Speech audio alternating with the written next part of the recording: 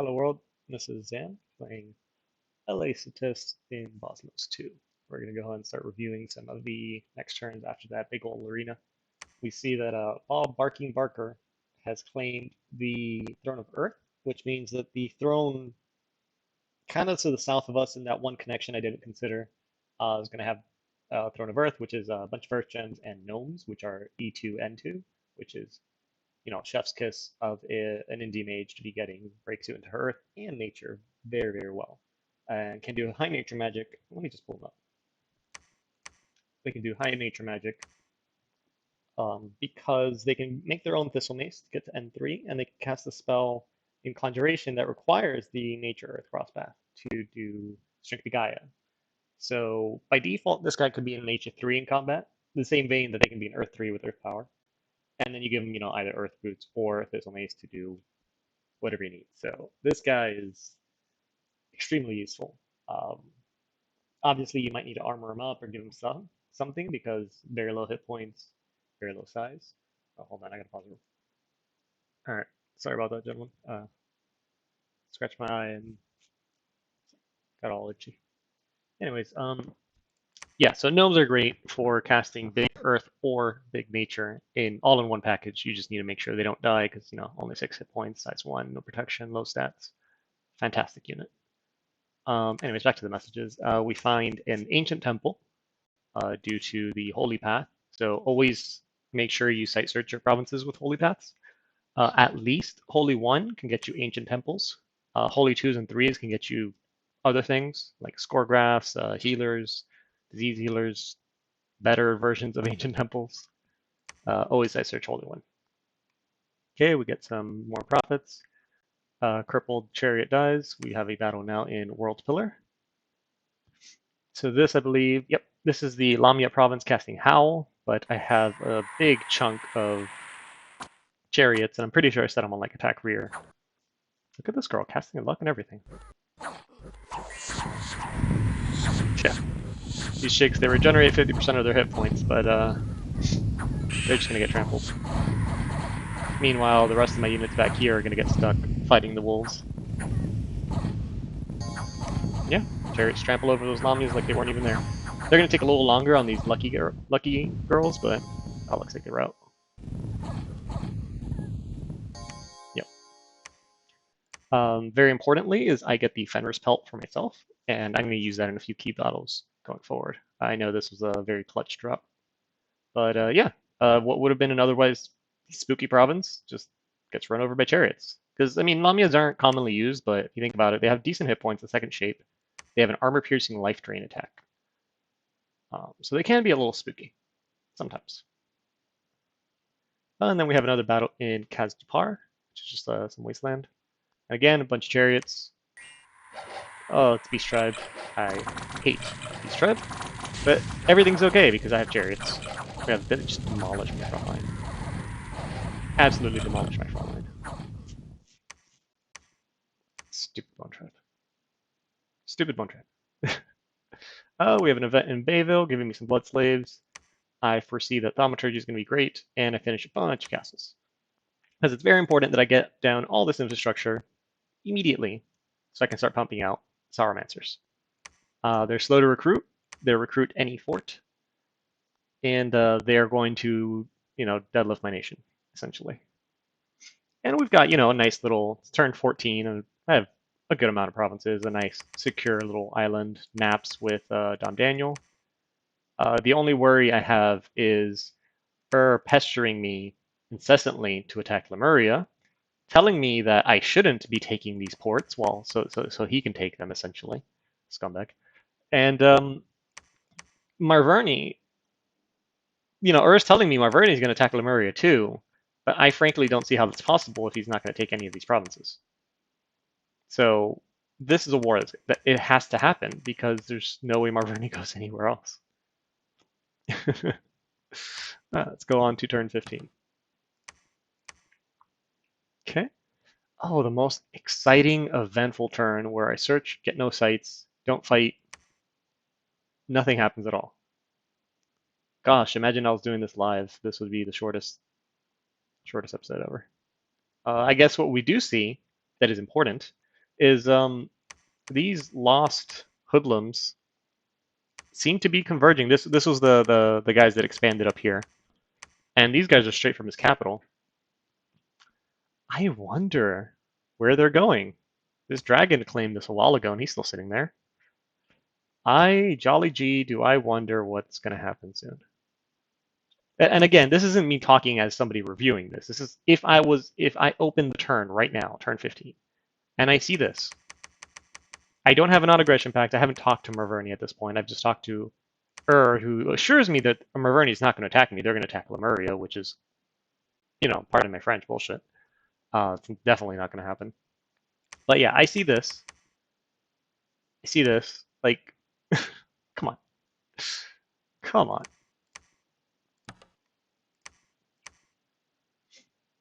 Okay, so we received 10 Death Gems from the Great Errata, because again, I'm pestering everybody in the lobby. I'm buying gems. I'll trade you gems. I don't care. Just give me your Death Gems. I'll do whatever you need. We find a battlefield in Graingate, so that's an extra Death Gem. We search and fail in Icton. And, oh, what's this? I'm getting attacked by Marverni. Wow. I did not see this coming at all. And so I did nothing about it.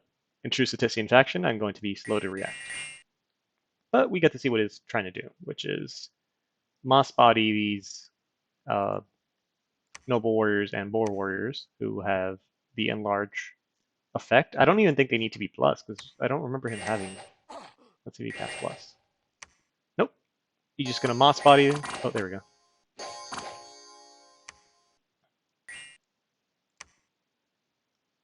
So the only thing, the PR, Poison Resistance 5, and Reinvig 1. Larger map speed, those come without getting blessed. But yeah, he's got Wooden Warriors on this guy. He's got Moss Body, some of the dudes. It's kind of spooky, but overall, nothing that can't just get run over by chariots.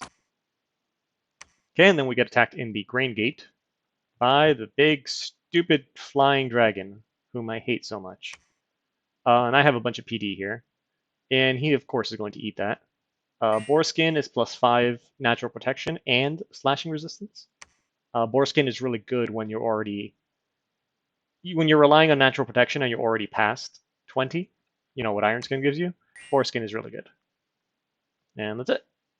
He's just going to walk forward and breathe his dragon gas, do dragon things, and then kill things with Poison Cloud. Even though my Statisticians are resistant to poison, Poison Cloud is absurd. Look at that. Poison Cloud is absurd. And yeah, at best we give him a limp. But, in Dominions Enhanced, all the Pretenders have recuperation. Okay, in Fanatis,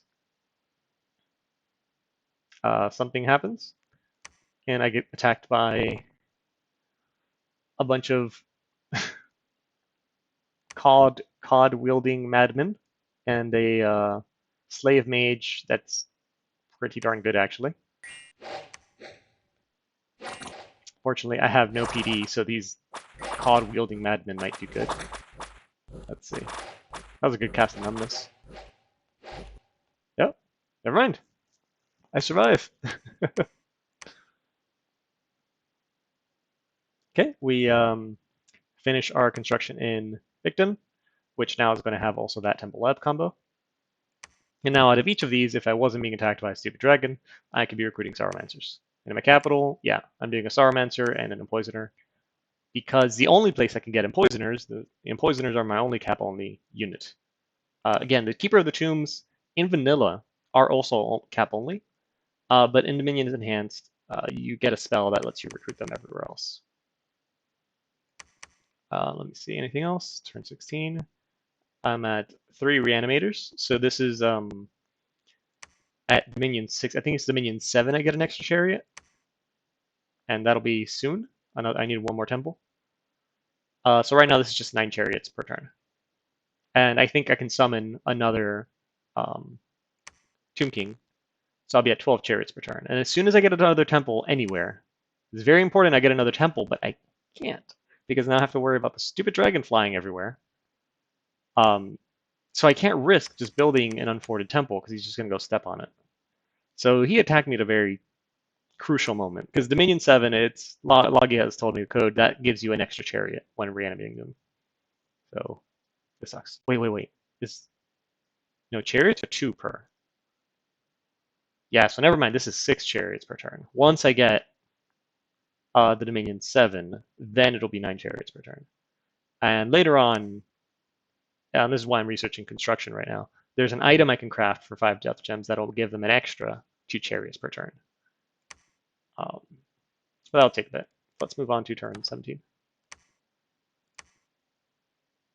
Okay, we have the first battle at Bayville, which is the dragon and all the puds come in. I have huge amount of province defense. I've brought over a bunch of chariots and my Fenris pelt. I placed it on this lizard lord. Specifically these guys because they have absurdly slow combat speed. The bad part about the Fenris pelt is it gives you swiftness 50. So it's still combat speed 10. Luckily, I don't know what the heck he's doing over there, that he's not coming in and attacking, but it works for me.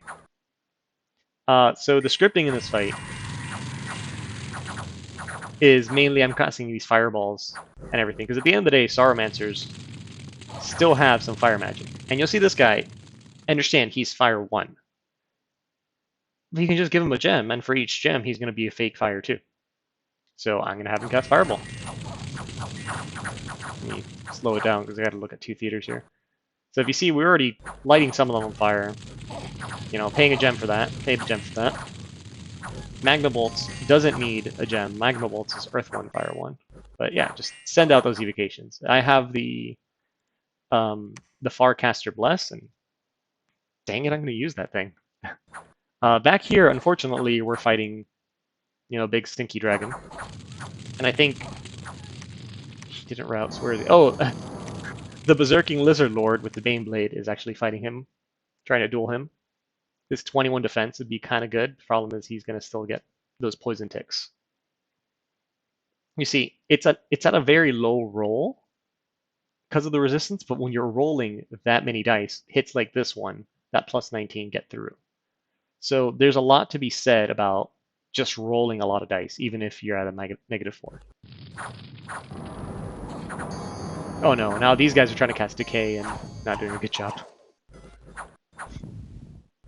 If I had Strength of Giants, these Falchineers could do it in. But luckily, over here, it looks like the chariots have closed in on their sacreds. If you ask me, I would have preferred they come kill the druids, but I'll take what I can get. And hopefully, if all of this dies, maybe that'll be enough to HP route Stupid Dragon. I hate this thing. But yeah, these chariots were set on attack rear.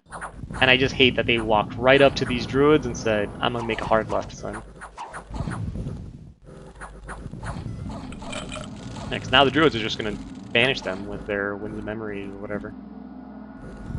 And all of these guys, this is how bad the Statistician general infantry are. They're good at not dying, but they're horrible at killing basic armored men.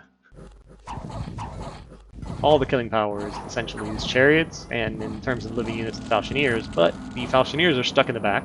Mind you, I wanted them stuck in the back, fighting this, ooh, we got him with decay, this now decaying dragon.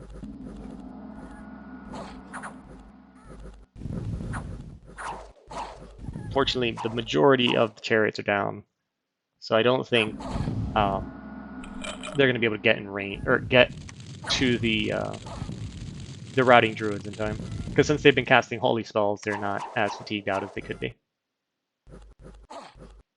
Okay, we see it's a general route now. The dragon is gone. My force is now also routing. But yeah, so the first battle of Bayville ends up in a victory.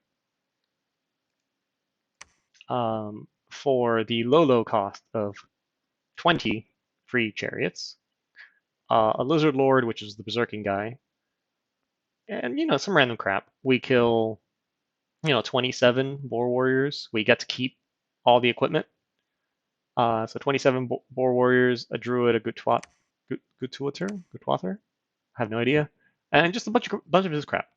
This is a great deal for me. I mean, obviously, I have absurd province defense. But geez, if they would have just added a few Falchineers to province defense, it'd be so much deadlier. Or even some poison slingers. And just in case, I got here from these two ports connect. So I know I had a big army down here in Igden and in Grain Gate itself. But the Grain Gate one, I couldn't move it because the dragon was on top. But I did have that army in Igden, which can support Bayville and vice versa. At this point, you see I have some scripted orders to just send a tiny squad of whatever I can grab and go take Scorpion Cracks to deny him the income from that throne, and just, pressure him elsewhere. Unfortunately, the stupid dragon did survive the route. Pretender gods usually do. And just to give you guys again how the script looks, we're casting Meditation, which is kind of a caster-centric Bless. It's like Bless himself instead of rather do like a big AoE one. And then this guy's just doing a bunch of Magma Bolts, which I like the spell. It's a big 25 damage hit. You got 3 of them. It's like shooting 3 25 damage arrows that then if they hit you, they also light you on fire. I'm a fan of Magma Bolts. If it hit, and since it's blunt damage, if it hits you in the head, which being a ranged attack has a good chance, then it's 50% more damage. Good stuff. This guy was just buffing up the Doom Chariots. It's important to get, when not fighting people with spears, it's important to give these guys any attack bonus that you can because they have length 2 weapons, 2 of them, which can both repel. Keyword. And then these other mages, I didn't have too much for them to cast, so really I just had to throw fire gems on them and have them cast Fireball, which as you guys saw, was actually, like, those mages I killed were killed by these long-range fireballs, not by chariots or whatever. They also have the large area heat shock, so even if they miss, there's a chance that they help fatigue out the mages. I don't know if there was anything else crazy going on. I know it's difficult for me to move out because the stupid dragon can be anywhere, including my capital. I think this turn I start patrolling my capital in case he does show up. But importantly, chariots. We just lost 20 chariots. Here's 26 more. I think my death gem income at this point in the game is too early for me to set up my logistics system, but soon you'll see me set up a chain where I get a reanimated prince like this guy, and I have him just every turn pick up chariots from my capital and take it to Bayville. Every turn. And then at the same time, I'm going to have a reanimated chariot in Bayville moving back to my capital. Because I don't want to move. I can do this. I can move these guys. But if I move them, that is in theory, since they're not reanimating this turn, that is costing me a chariot each. Or I guess 2 chariots each. So it's the equivalent, me moving them here is the equivalent of me killing, right now would be 6 chariots. Which is a big hell no for me. So throughout the game, you're going to see me setting up these logistic chains to make sure that I have a constant flow of chariots to the front. Because as you saw, they got 27 kills against very elite units and buffed units, but they almost all died.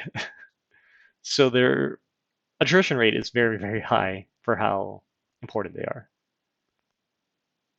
are. Down in the Lemuria front, Yus had come down with his forces, and I don't know where he went now, but now is pushing around.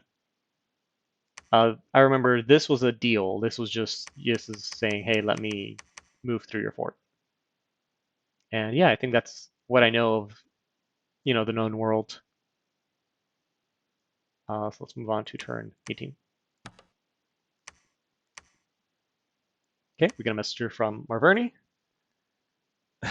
God damn it, why do you have to fight back? Oh, poor Marverni.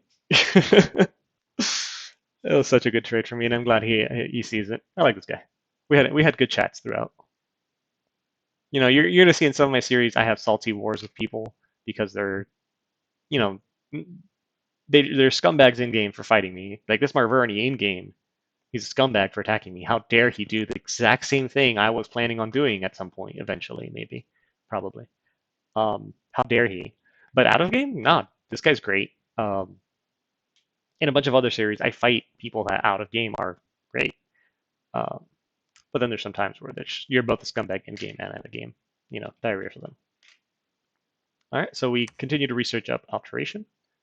We see a battle in Perenna between Yis and Lemuria. So this is that big Yisine stack. Let's check out their bless. A bunch of crap. Let's see. Attack skill for the repels, cold weapons to kill water elementals, I guess. Poison resistance is huge. Cold resistance is going to be huge against Lemuria. Defense skill, reinvig, magic resist. Yeah, just a big blob of everything they could have. But there's nothing particularly that stands out to me here. It's just kind of like a whatever bless. Like these Morvarks with and without this bless are almost the same thing. I don't know. I feel they'd operate at 95% effectiveness without the bless. It's just a blob of things. I guess the important ones would be that 5 cold resistance and that 15 poison resistance to keep them from getting foul vapors or whatever. The rest is just kind of okay. And they're going to go up against Lemurian Chaff, which I guess we can see Lemuria's bless now. Penetration bonus, Undead Regeneration, and Farcaster. So it looks like he just wants to charm Sacreds, which here are some more Varks. Unfortunately, they do have magic resistance, but you can try it. Okay, and now all the fighting starts. So we have the second battle of Bayville. Unfortunately, this is just the dragon coming in against my province defense. And without any mage support, it's without any keywords, without any mage support, and without an army that can HP route this guy, I lose really badly. So there goes an absurd amount of gold in province defense. Luckily, my actual units get out, but damn it. Let's see, we have a battle in Farah. I'm just sending out a raid squad with mummified friends. Right, I think I messed up. So I'm learning here how to use chariots correctly. Yeah. I'm learning how to choose chariots correctly, guys. Work with me. So let's watch this again and see exactly what happened. And this is a mistake that I don't make a second time, I think. This guy here is behind the line is the commander. The first wave of trample happened. Now the commander is in the back line with this one heavy cav. And then he gets lanced. These guys only have 7 hit points. And because he got lanced, eventually the rest of these undead are going to figure it out that no commander means you die. Learn my lesson. Don't use chariots like that. Okay, we have a battle now in Scorpion Cracks. This is my whatever garbage I had in the area, and they're going to go fight. I tried to keep my slow-moving plate armor guys in the front, and it worked out. The lines met at the same moment, and then the Falchineers run ahead to do their business. I'm telling you, good units, just made of paper. Good units. And then we have a battle in Sefecti, or Sefecte, I don't know, names. And this time I do have the chariots, but I do have a real commander. And they don't have knights. So the chariots just kind of run at the back and yeah, up goes the commander. Excellent. So these are all good except Farah, where although I lost this battle, it proved important in teaching me how to properly use chariots. So, good stuff. And then we have an unexpected event in Esquania. Let me see. We have now more scout network going on, so I see where Fenascandia gets to. I see that this gentleman is preparing to attack me again through Scorpion Cracks, which means that the only reasonable move for me to take is to get the hell out of there. Over here we see some Yes. We see a lot more of what's going on in Lemuria. Again, I don't have enough scouts to really see all the battles, but I want to see the general sense of, is Lemuria winning? Are they losing? What's going on down there? Okay. Researching. I think this is the turn where I figured out how to kill the dragon with Ballin. Which is, yep, Fist of Iron. Cast Light, get to the back, and then just punch that dragon in the mouth. All you got to do. The problem is, as soon as I start chasing him, the dragon's going to run. He's going to look at this big Dune Emperor and just be like, why is he trying to attack me? That doesn't make sense. Yeah. Um, and then this guy, Seg, is trying to sneak into World Pillar and eventually build a fort here because this has lizard shamans, which is kind of huge because I don't have recruitable lizard shamans in the late age, which sucks. So yeah, getting these guys is huge. Not to mention, and I did my research, and it's funny. When I first encountered those Lamia, I did my research, and I knew, okay, the province that has the Lamias, if you site search it with Nature 2, you get a pretty darn good site. And I had that in my head, and I was so ready to do that. And I swear to you, I just completely forgot until way later in the game. So if you get that Lamia province with the Lamia Queen, site search it with Nature 2. There's a site there that gives you, I think it's 2 Nature Gems and an Earth Gem or something like that. Don't be me. Don't be me. And actually, I think we're way over on time for a quick 20 minutes. So let's call it the day here, and I'll see you guys next time on turn 19.